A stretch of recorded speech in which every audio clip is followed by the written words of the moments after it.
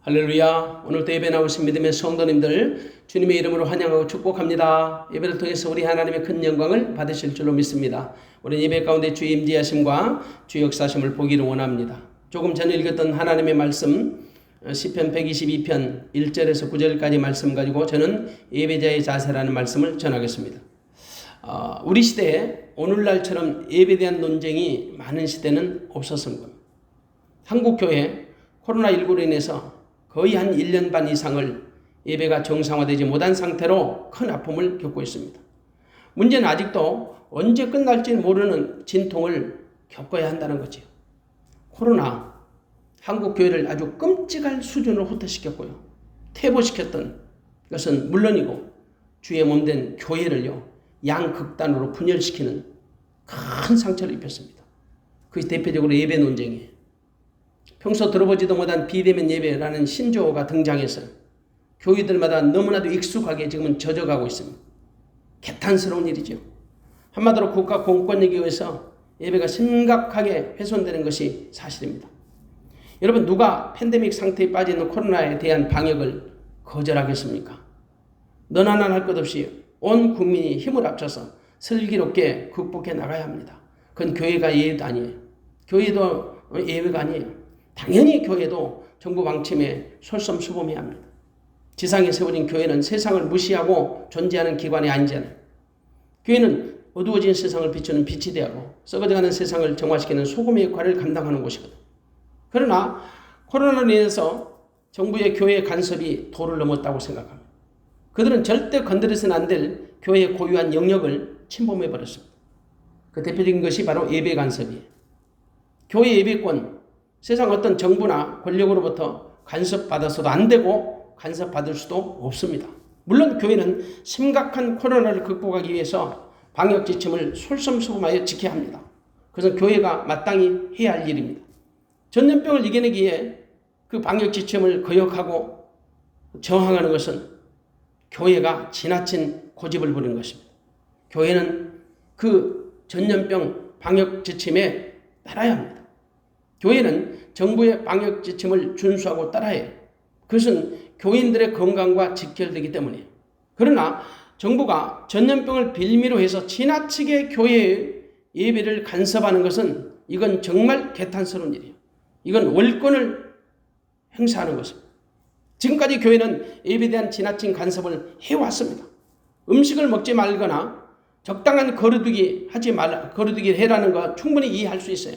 그건 따라야죠. 근데 성가들을 하지 말라. 통성기도 하지 말라. 암송하는 행위를 하지 말라. 고유한 예배권까지 간섭하는 것은 도를 넘은 겁니다. 예배에 대한 개념도 모르는 사람들이 예배를 간섭하는 거예요. 교회 길들이기라는 의구심 우리는 지울 수가 없어요. 교회가 스스로 형편에 따라 판단해야 할 그 자율권을 정부가 물리적으로 통제하는 것은 교회의 간섭이 아니라 교회를 통제하라는 불순한 의도가 있다라는 거예요. 종교의 자유를 찬탈하려는 아주 무서운 음모가 있다라는 거죠. 물론 일각에서는 교회의 민감한 반응이라고 말하는 사람들도 있지만 결코 그렇지 않습니다. 교회가 민감하게 반응한 게 아니에요. 헌법에 보장된 종교의 자유에 따른 교회의 합법적 주장입니다. 요즘 정부가 교회를 자기들의 수중에 놓고 길들이기를 시도하는 것은 아닌지 심히 통탄할 일입니다. 마치 세상 정부가 교회의 존재마저 차지하고 우지할 수 있다는 것을 시험해보는 것은 아닌지 개탄스럽단 말이에요. 물론 기독교 일각에서는 코로나를 핑계 삼아서요, 교회가 세상 정부에 무조건 협조해야 한다고 목소리를 높이는 사람들도 덜어 있습니다. 그런 사람들은 비대면 예배가 교회가 할 수 있는 최선의 방법이라고 떠들어대죠. 이제는 비대면 예배에 매력을 느끼는 사람들도 많이 생겨났습니다. 그러면서도 아주 다양한 방법으로 비대면 예배 방법들을 고안하고 지금도 시도하고 있습니다. 혹시 이런 것들이 저는 인본주의 신앙을 한국교회에 끌어들이고 절대화시키는 못된 바이러스가 아닌지 참으로 무서운 생각이 듭니다. 사실 큰 교회들은요, 비대면으로도 충분히 신앙생활을 할 수 있는 시스템을 구축했어요. 그리고 시도하고 있습니다. 물론 그렇게나마 신앙생활을 할 수 있도록 힘쓰는 교회들의 그 진정성까지 제가 비난하고 싶은 생각은 전혀 없습니다. 그러나 코로나가 진정되면 정상적인 신앙생활을 할 수 있도록 회복하는 것이 우선돼야 할 줄로 믿습니다. 아무리 우리가 기반한 방식의 온라인 예배를 고안할지라도 얼굴을 마주대하여 드리는 현장 예배와는 비교가 안 돼요.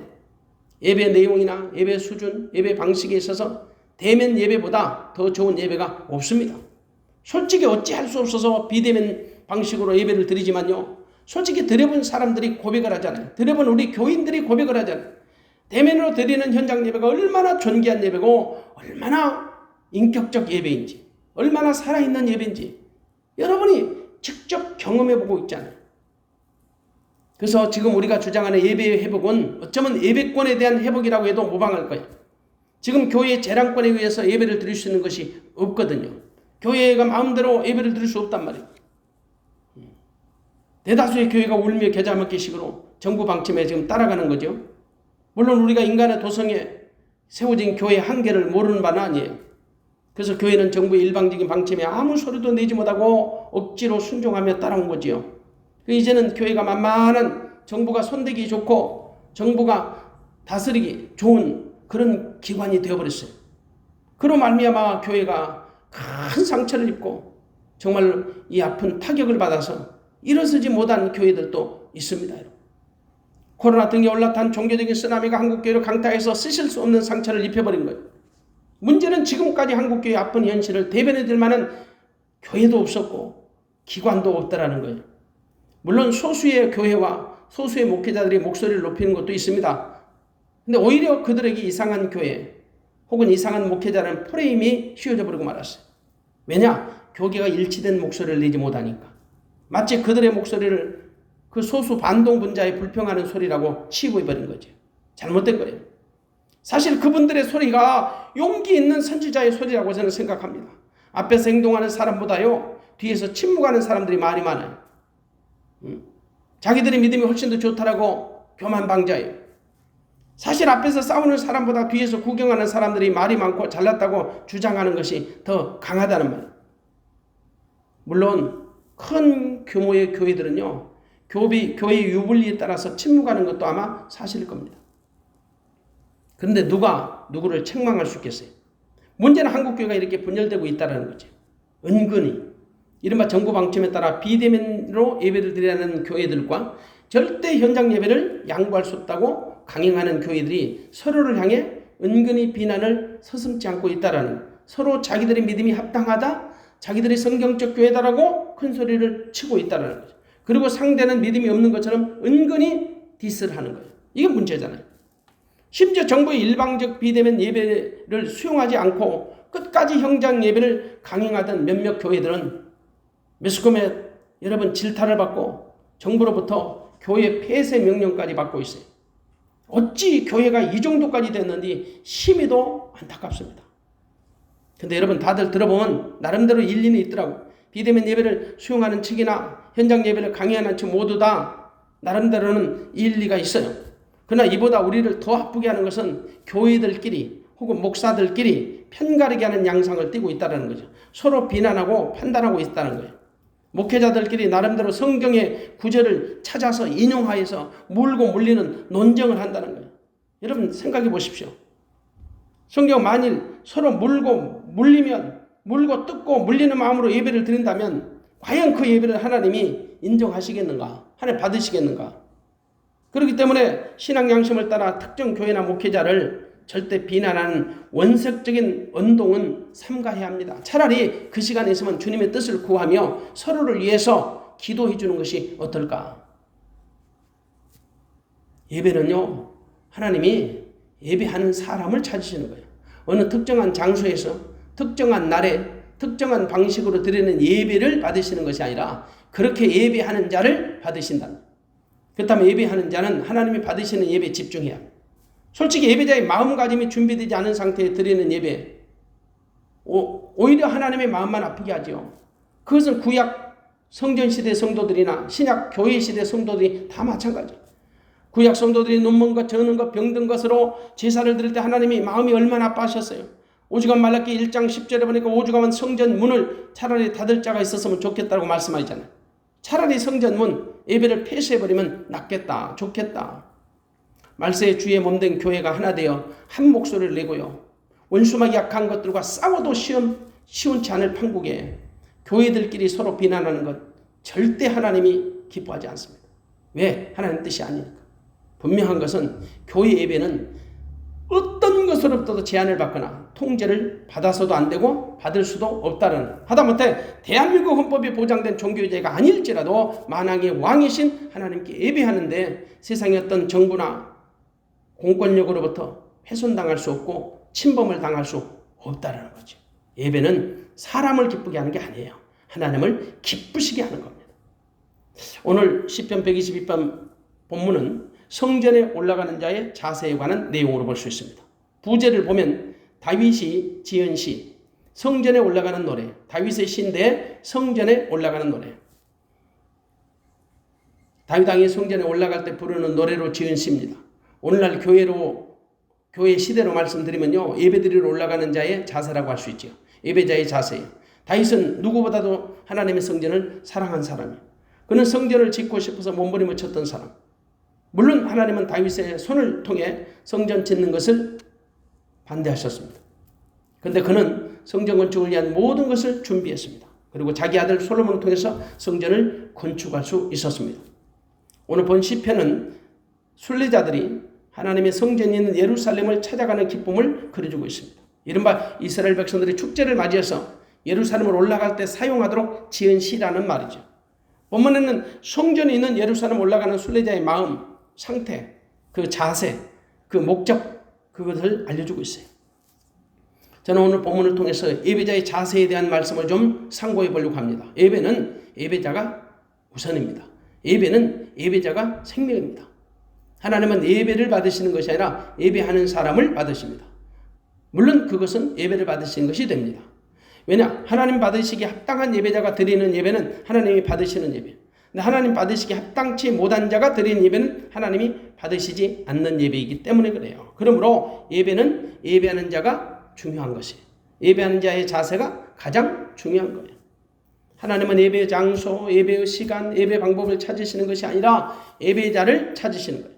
그래서 본문을 통해서 예배하는 사람의 자세를 한번 우리가 생각해 보자는 거지요. 우리는 최소한 우리 안에, 예배자로서 내 안에 세 가지가 있는지를 점검해 보자는 겁니다. 오늘 본문을 통해서. 첫 번째, 내 안에 하나님의 기쁨이 있는가? 두 번째, 하나님께 감사하는 마음이 있는가? 세 번째, 하나님께 간구하는 소원이 있는가? 이 세 가지를 우리가 스스로 점검해 보자. 오늘 1절 본문을 보겠습니다. 사람이 내게 말하기를 여호와의 집에 올라가자 할 때 내가 기뻐하였도다.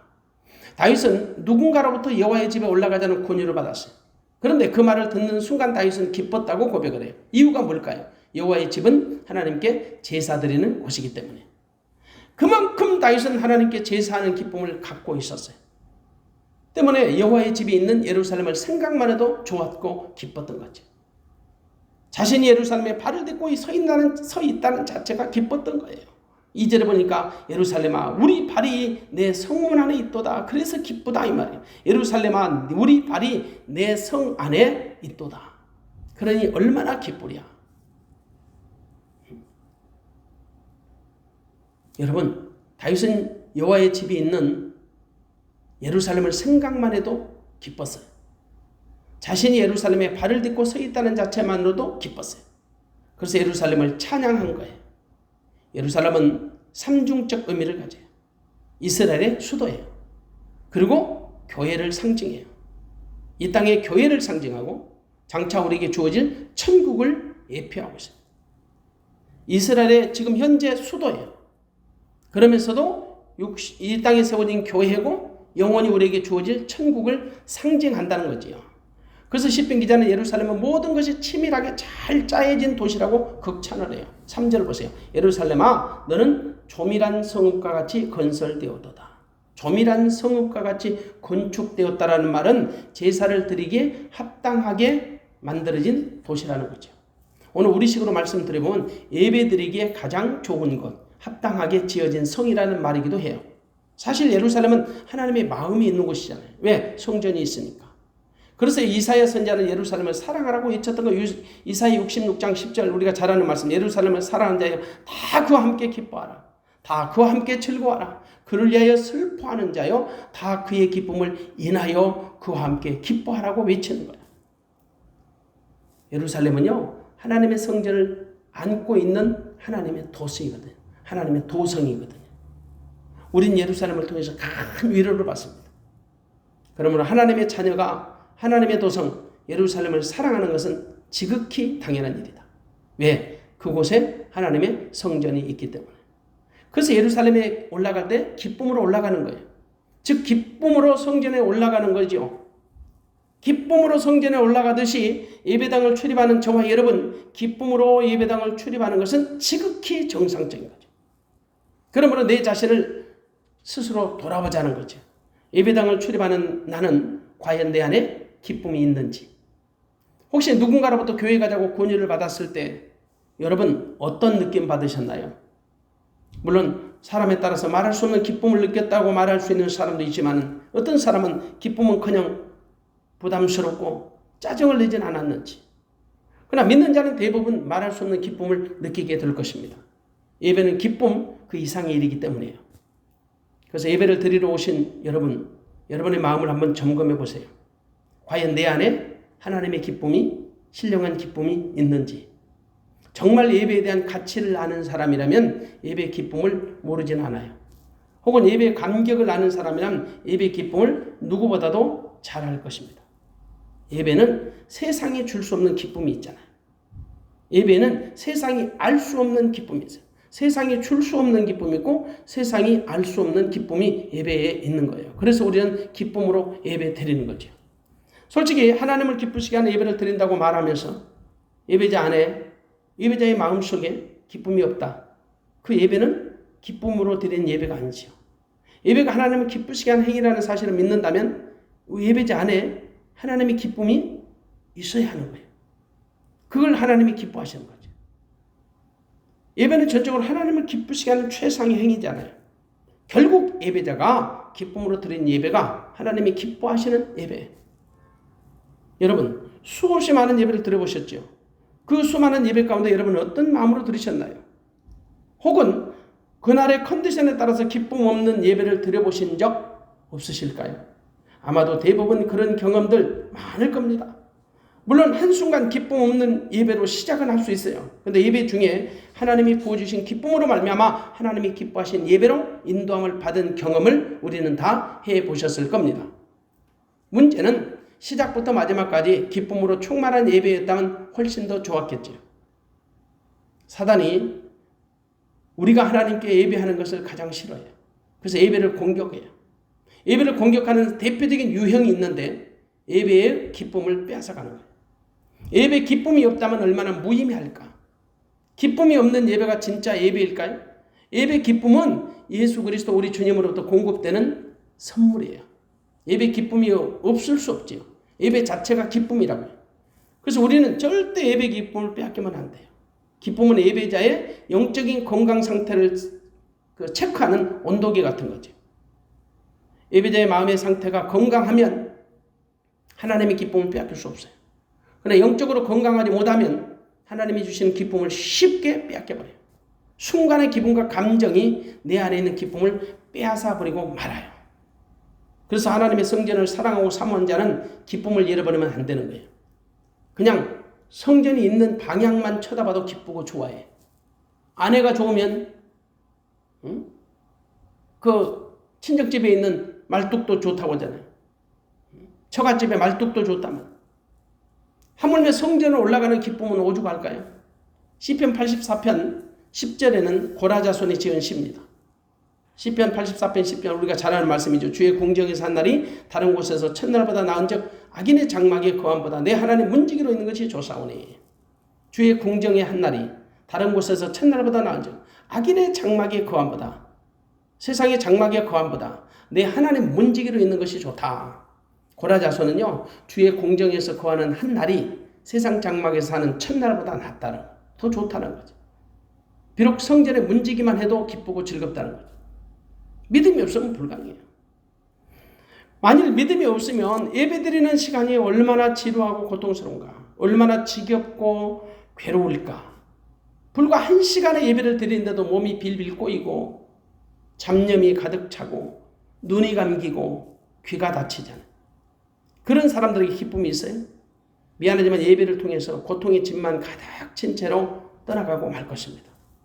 그러므로 오늘 저는 여러분 안에 있는 예배 기쁨이 회복되어지시기를 축원합니다. 기쁨이 없는 예배를 하나님이 기뻐하지 않는다면 과연 우리는 예배를 어떻게 드려야 할까요? 하나님이 기뻐하지 않는 예배라면 하나님이 받으시지 않거든요. 오늘 이 시간 예배를 통한 기쁨을 회복하시기를 주의 이름으로 축원합니다. 다윗처럼 여호와의 집에 올라가자는 말만 들어도 기뻐하는 성도가 되시기를 축원합니다. 사실 다윗은 이스라엘을 사랑하는 자입니다. 예루살렘을 사랑하는 사람, 성전을 사랑하는 사람, 누구보다도 하나님을 사랑하는 사람이에요. 왜? 하나님 안에, 성전 안에는 하나님의 이름이 있고 하나님의 마음이 있고 하나님의 언약이 있고 하나님의 눈동자가 있기 때문이죠. 실제 여러분 다윗이 얼마나 하나님을 사랑했는지, 아니 예루살렘을, 성전을 사랑했는지, 그는 누구보다도 하나님을 적극적으로 사랑했던 사람이죠. 하나님의 법궤가 오베데돔의 집에 석 달 동안 있었던 적이 있었습니다. 물론 하나님께서 오베데돔의 그 가문에 복을 내리셨죠. 그러나 다윗은 항상 마음속에 부담감이 있었어요. 그 법궤를 자기 성으로 모시고 들어오려고. 그 법궤를 다윗이 자기 성으로 모셔올 때입니다. 사무엘하 6장에 보면요, 여호와의 궤가 다윗 성으로 들어온 것을 보고 다윗이 춤을 춰요. 마치 어린아이처럼 뛰놀면서. 법궤 앞에서 다윗 왕은 어린아이였습니다. 왕의 체면이 없었어요. 그래서 자기 몸을 드러내고 춤을 춘 거예요.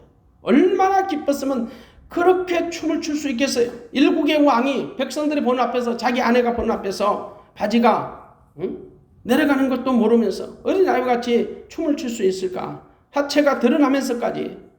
정말 하나님 앞에서 우리도 그럴 수 있을까요? 아마도 대부분 자신하지 못할 겁니다. 어쩌면 우리는 그 알량한 자존심 때문에 혹은 쓸데없는 체통 때문에, 체면 때문에 우리의 영적 순수함이 없는 것은 아닌지요. 하나님 앞에서 다윗은요, 체면이 없었어요. 그만큼 하나님이 좋았던 거죠.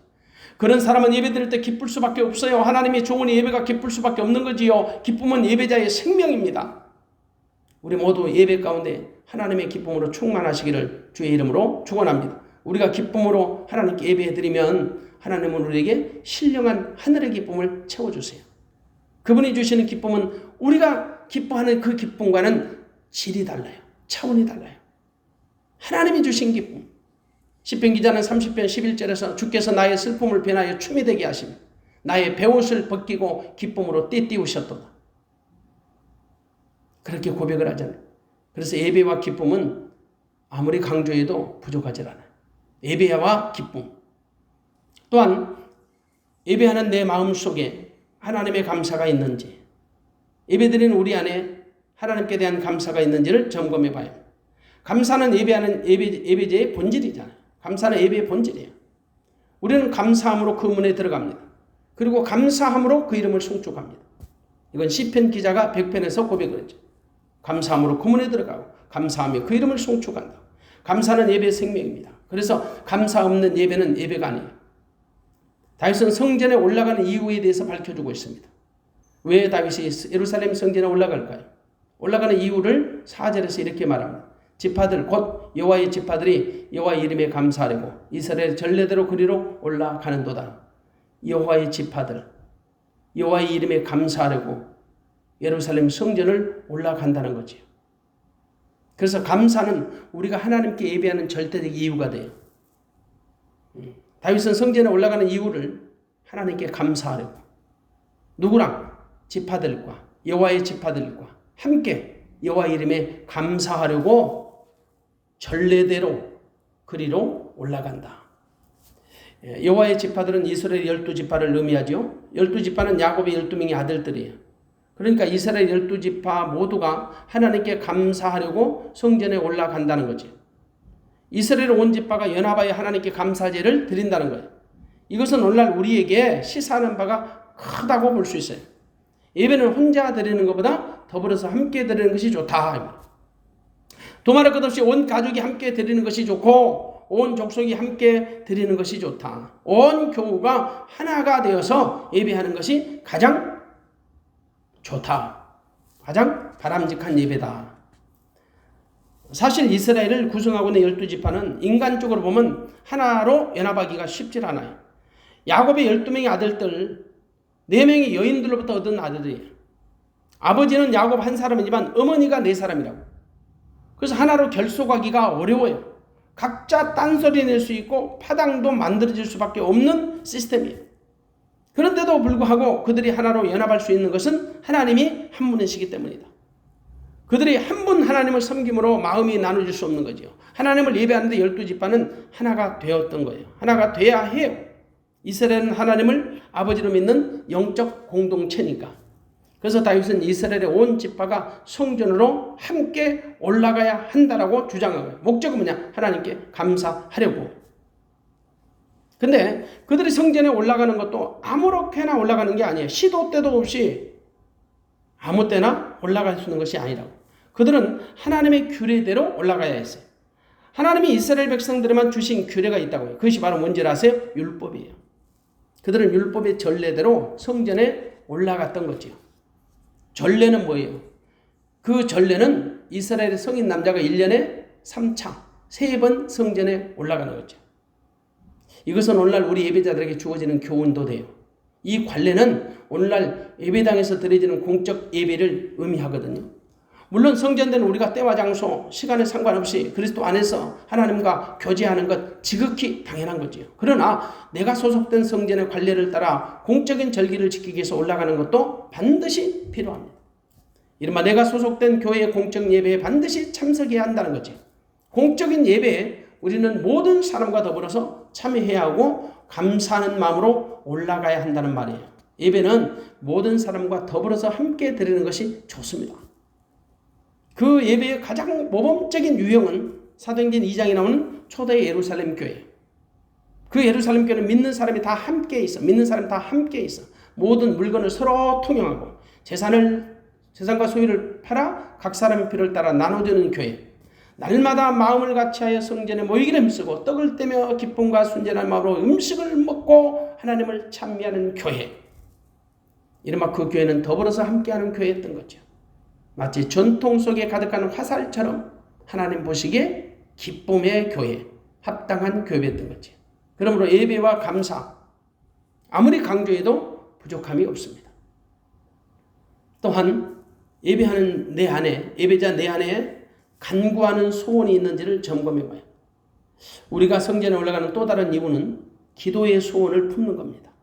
사람마다 간구하는 것이 있다는 거예요. 기도는 우리가 하나님께 예배드리면서 가장 필수적이고 가장 중요한 항목입니다. 기도 없는 예배가 있을 수 있을까요? 기도는 예배의 필수 요소라고 볼 수 있지요. 다윗은 본문 6절에서 예루살렘에 올라가는 사람들은 예루살렘의 평안을 간구하라고 조문합니다. 6절 보겠습니다. 예루살렘을 위하여 평안을 구하라. 예루살렘을 사랑하는 자는 형통하리로다. 예루살렘을 위하여 평안을 구하라. 이른바 예루살렘을 먼저 기도하라는 거죠. 당연히 예루살렘은 성전을 의미해요. 그러므로 성전에 올라가는 사람은 간구하는 소원을 가지고 하나님께 올라가라는 거죠. 기도가 하나님과 교제하는 거잖아요. 그래서 간구하는 소원, 기도를 통해서 하나님과 친밀한 교제를 나누는 거예요. 그 성전에 올라가는 목적도 하나님과 교제입니다. 하나님과 깊은 인격적인 교제를 예배를 통해서 우리가 행하는 거예요. 그래서 성전에 올라갈 때 간구하는 소원을 잊어서는 안 되는 거죠. 그 중에서 가장 우선적인 간구는 예루살렘의 평안입니다. 하나님의 성전에 있는 예루살렘 안에 평강이 있고요, 형통이 있었기 때문이에요. 7절입니다. 내 성 안에는 평강이 있고 내 공중에는 형통이 있을지어다. 예루살렘 성 안에 하나님의 평강이 있고 하나님의 형통이 있다라는 거예요. 한마디로 다윗은 평강과 형통이 있는 성전에서 하나님께 간구하라는 거죠. 그리고 다윗은 우리를 하여금 간구할 소원을 구체적으로 지시하는데 먼저 예루살렘의 평안이에요. 예루살렘의 평안을 구하라. 예루살렘은 오늘날 우리식으로 말씀드리면 교회를 의미한다고 볼 수 있지요. 때문에 예루살렘의 평안을 구하라는 말은 먼저 교회의 평안을 간구하라는 말과 일치합니다. 이른바 교회의 안녕과 번영과 평안을 간구하라는 거죠. 교회의 부흥을 간구하라는 거죠. 사실 어쩌면 교회는 세상에서 가장 기도가 많이 필요한 곳이에요. 사람마다 자기를 위한 기도하는 것은 어렵지 않습니다. 그러나 말처럼 자기가 몸담고 있는 교회를 위해서 기도하는 것은 쉬운 게 아니에요. 성숙하지 못하면 못합니다. 물론 대부분의 성도가 한두 번 생각날 때 기도하는 것은 어렵지 않게 할 겁니다. 그러나 지속적으로 혹은 최우선적으로 교회를 위해서 기도하는 것은 성숙한 성도가 아니면 할 수 없어요. 다윗은 노골적으로 예루살렘을 위해 기도하라고 그래서 권면해요. 그러면서 예루살렘을 사랑하는 자는 형통하리라고 축복하지요. 하나님은 당신의 몸된 성전을 사랑하는 자를 사랑하시거든. 예루살렘을 사랑하는 자는 하나님의 형통의 복이 임할 줄로 믿습니다. 하나님의 형통의 복을 허락해 주신다는 말이에요. 왜? 너희는 먼저 그의 나라와 그의 의를 구하라. 그 주님의 명령처럼 우리는 예루살렘의 평안을 구할 때 이 모든 것을 더하여 주시기 때문이죠. 교회에 출입하는 자가 자기가 속한 교회를 위해서 기도하지 않는 것은요, 공동체 의식이 없어서 그러는 거예요. 공동체 의식이 없는 것은 그 믿음의 수준이 소화적인 수준에 머물기 때문이죠. 그래서 그는 교회를 위한 기도를 하지 못하는 겁니다. 이른바 예루살렘을 위한 간구를 하지 않는 것이죠. 물론 자기가 속한 교회의 차원을 벗어나서 내가 속한 교회만 위해서 기도하는 게 아니라 모든 교회를, 한국 모든 교회를 혹은 지구촌의 모든 교회를 위해서 기도하는 것은 어쩌면 우리 영적 수준을 훨씬 더 높은 수준으로 끌어올려주는 하나님의 능력이 됩니다. 여러분, 믿는 자는요, 영적인 수준이 기도하는 내용만 들어봐도 알아요. 믿는 자의 영적 수준을 기도하는 내용만으로도 충분히 짐작이 가능한다고. 이 미성숙한 성도는 대부분 자기 중심을 벗어나지 않아요. 기도도 그렇죠. 항상 자기를 위한 기도, 자기 가정이나 자기 교회를 위한 기도, 그 범주를 벗어나지 않아요. 그러나 성숙한 성도는 안 그래요. 믿음의 바운더리가 크고 넓고 아주 창광하죠. 믿음의 지경이 넓어요. 여러분, 최소한도 여러분이 몸담고 있는 교회를 위한 기도, 여러분은 어느 정도 하고 있습니까? 정기적으로 기도하십니까? 혹은 비정기적으로 기도하십니까? 혹은 가장 먼저 교회를 위한 기도 하고 계십니까? 아니면 시간이 나고 틈이 나고 생각이 날 때 기도하십니까? 어쩌면 기도는 우리 믿음의 수준을 측정해 볼 수 있는 아주 간단하고서도 아주 가장 쉬운 방법이에요. 여러분 스스로 각자의 기도에 대한 점검을 해보세요. 교회를 위한 기도를 우리가 먼저 해야 하는 결정적인 이유가 무엇인지, 예루살렘을 위해서 우리가 간구해야 할 가장 결정적 이유가 무엇인지, 교회가 평안해야 성도의 삶이 평안해요. 교회가 형통해야 성도가 형통해요. 교회가 평안해야 성도의 가정이 평안하고, 교회가 형통해야 성도의 가정이 형통하다고요. 그만큼 교회를 상징하는 예루살렘의 평안과 형통이 중요한 거예요. 그래서 우리는 예루살렘을 위한 평화의 기도, 그 평안을 위한 기도를 결코 쉬지 말아요. 이른바 교회를 위한 평안을 기도해야 한다는 거지.